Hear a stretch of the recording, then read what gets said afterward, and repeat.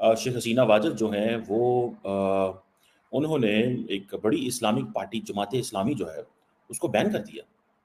इसको बड़े पैमाने पे देखा जा रहा है कि सिर्फ उसको नहीं बैन किया, उसके स्टूडेंट विंग को भी बैन कर दिया और उनकी एसोसिएट जितनी बॉडीज़ हैं, उनको भी बैन कर दिया और उनको मिलिटेंट एंड टेररिस्ट ऑर्गनाइज़ेशन कहा गया है। और जिसे वो कहते हैं 200 से ज़्यादा लोग आपको पता है, रिसेंटली जो वायलेंस में हलाक हुए, जब ये स्टूडेंट प्रोटेस्ट शुरू हुए, ये बहुत बड़ी तादाद में 200 लोगों का हलाक होना एक डेमोक्रेटिक मुल्क के अंदर। लेकिन जमात-ए-इस्लामी जो है और उसकी स्टूडेंट बॉडी का, इट मीन्स कि शेख हसीना वाजद जो है, वो मल्टीपल लेवल पे प्ले कर रही हैं। वन, वो वेस्ट को एक तासुर देंगी कि जमात-ए-इस्लामी ये मुसलमान हैं, ये इस्लामिक निज़ाम को नाफ़िज़ करना चाहते हैं, ये दहशतगर्द हैं। That is one thing.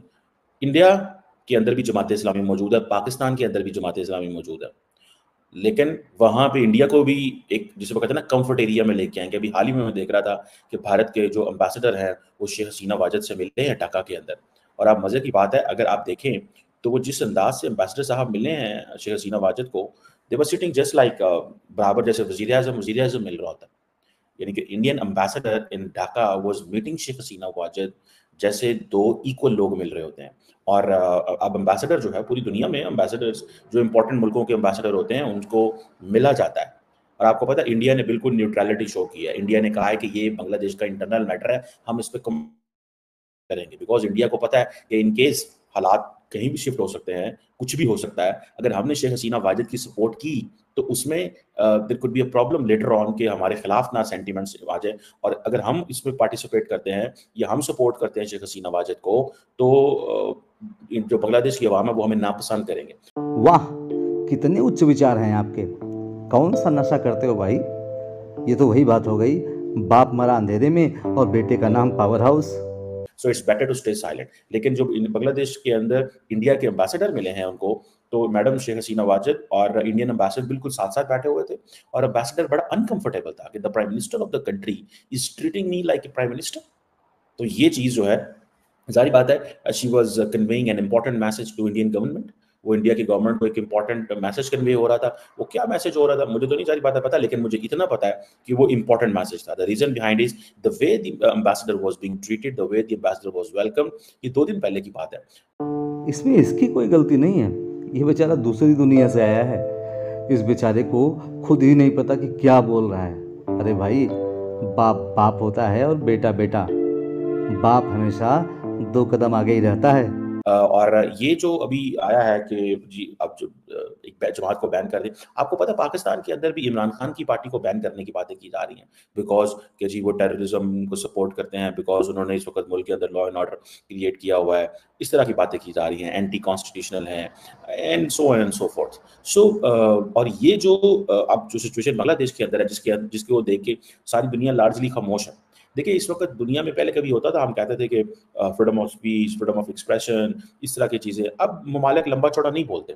आप अपने मुल्क में क्या कर रहे हैं, एज़ लॉन्ग एज़ आपके इंस्टीट्यूशन आपके साथ है, आपने अपने मुखालिफों को दबाया हुआ है या जैसे भी रखा हुआ है, द इंटरनेशनल कम्युनिटी नहीं बोलती। आप डेमोक्रेसी हैं, तो बिल्कुल ही डेमोक्रेटिक वर्ल्ड जो है, वो आपके ऊपर हल्का हाथ रखेगी। नोइंग कि जी ये लोग तो दहशतगर्द हैं, हम एक इलेक्टेड हुकूमत है, हम इलेक्शन जीत के आए हैं, ये हमें तंग कर रहे हैं। जैसे अमेरिका के अंदर 6 जनवरी के बाद वो उन्होंने कहा जी ये लोग तो जो इन्होंने हमारा सिस्टम को उलट-पुलट करने की कोशिश की। पाकिस्तान में देखिए इमरान खान की पार्टी जो है उसने 9 मई के संगीन वाक़यात किए कि उसने रियासत स्टेट पे हमला कर दिया। इसी तरह शेख हसीना वाजिद भी यही कह रही हैं कि इन लोगों ने जो है वो हमला किया, लेकिन 200 बंदों का मारा जाना, मैं समझता हूँ पाकिस्तान में कभी ऐसे नहीं हुआ, दुनिया के किसी मुल्क में नहीं हुआ। लेकिन शेख हसीना वाजिद का जो कंट्रोल है वो बढ़ता जा रहा है और ज़ाहिर बात है ये एक इम्पोर्टेंट चीज़ है। लेकिन मुझे लग ये रहा है व्हाट आई फोरसीज़, ये मैं आपको जमात-ए-इस्लामी के हवाले से भी बात करता हूँ। शेख हसीना वाजद जो है ना, उनको जो काउंटर करेगा वो स्टूडेंट्स करेंगे और कोई और जमात नहीं करेगी, बीएनपी वगैरह नहीं काउंटर कर सकती। लेकिन उनको अगर काउंटर करेंगे, तो सिर्फ़ और सिर्फ़ स्टूडेंट्स ही करेंगे। आपको पता है कि जो बीएनपी है जमात-ए-इस्लामी जो है, इनका शुरू से एक बड़ा क्लोज़ कोऑपरेशन रहा है। अब जमात-ए-इस्लामी को बैन कर दें, बीएनपी जो है उसको वो वैसे ही इर्रेलेवेंट है क्योंकि जो उनके लीडर हैं वो बीमार हैं, उनको तो अलाउ भी नहीं किया गया था, ठीक है? सो जो ये जो बीएनपी के बारे में कहा जाता है कि ये जमात-ए-इस्लामी के साथ मिल के अवामी लीग के खिलाफ जो है वो हमेशा एक पॉलिटिकल अलायंस बनाता है। लेकिन जमात-ए-इस्लामी जो इस्लामिस्ट पार्टी है, I have never liked them for anything other than this कि ये डिक्टेटरों का भी साथ देते हैं, ये कॉन्स्टिट्यूशन को टूटने का भी साथ देते हैं, ये मुल्क के अंदर अगर फौजी हुक्मरान आ जाइए उसको सपोर्ट करते हैं। मतलब वाई? और इनकी जो अप्रोच है that is top down approach. मतलब ये अप्रोच ये है कि मुल्क के अंदर वैसे जमहूरियत जमहूरियत करते हैं, डेमोक्रेसी डेमोक्रेसी करते हैं, लेकिन जब मौका मिलता है तो डिक्टेटर का साथ देते हैं और डिक्टेटर को कहते हैं ऐसे कानून बनाओ कि जिससे सारे का सारा जो मुआशरा है ना, जो सोसाइटी है वो मजहब हो जाए और उसमें इस्लाम नाफज हो जाए। भाई मैं इस हवाले से मैं आपको बात बताऊं, मुझे तो इंडिया के अंदर आरएसएस बेहतर लगी है, जिसने it took them decades to reach to that point and they are bringing transformation through a democratic process. They are not bringing transformation through, वो ये नहीं कह रहे कि इंडियन फौज के अंदर जो है वो हिंदू आ जाए और वो हिंदू आके कंट्रोल कर लें और वो डेमोक्रेसी की तहस नहस कर दें और वो मुल्क के अंदर जो है वो डिक्लेयर कर दें कि इंडिया एक हिंदू स्टेट है।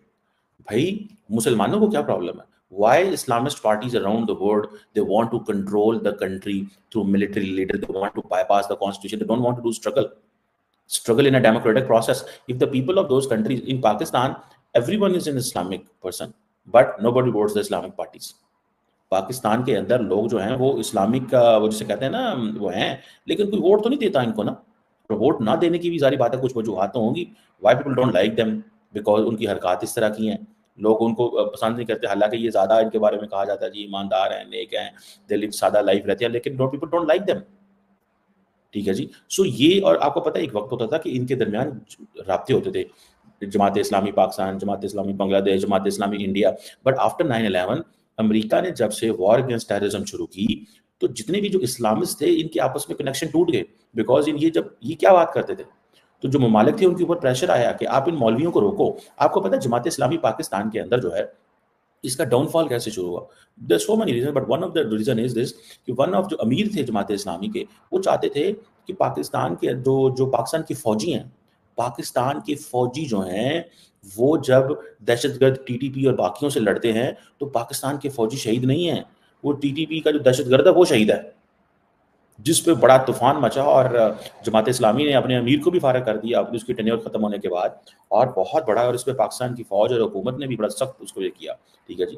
अब देखें ये क्या करते हैं ये जमात इस्लामी वाले, अगर ये इंडिया में है वहाँ पे भी इनकी जो पोजीशन है वो तो हर उस तरह नहीं है, लेकिन बांग्लादेश के अंदर एक बड़ी पार्टी है क्योंकि बांग्लादेश मुसलमान मुल्क है।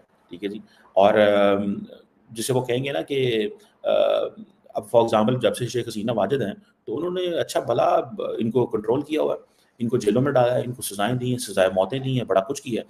जिसपे आई थिंक खालिद अज़ाम साहब थे वहाँ पे, उनको भी जो है वो सजाएं मौत दे दी बिकॉज उन्होंने उस वक्त जो है मुल्क के अंदर अफरा तफरी पैदा की। उन्होंने उस वक्त पाकिस्तान की फौज के साथ मिलकर वो शेख हसीना वाजिद ने ये सारी की सारी उन्होंने बनाया हुआ है। सो क्वेश्चन ये है, जो इंपॉर्टेंट चीज़ मैं ज़ाती तौर पर समझता हूँ कि शेख हसीना वाजिद की ग्रिप अभी भी तेज़ है। नोबडी इज़ देयर जो उसको चैलेंज कर सके।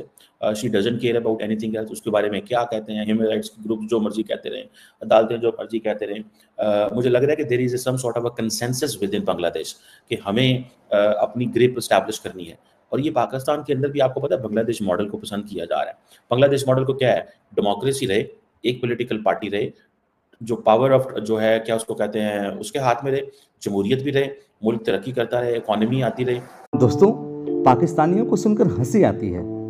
कहाँ से आते हैं ऐसे लोग? ऐसा लगता है ये लोग हमारे गोले के नहीं हैं, किसी और गोले से आए हैं। कितने तेजस्वी हैं ये लोग। आप सभी हंसते रहिए और पाकिस्तानी कॉमेडी का मज़ा लेते रहिए, और चैनल को सब्सक्राइब करना और शेयर करना ना भूलें। धन्यवाद।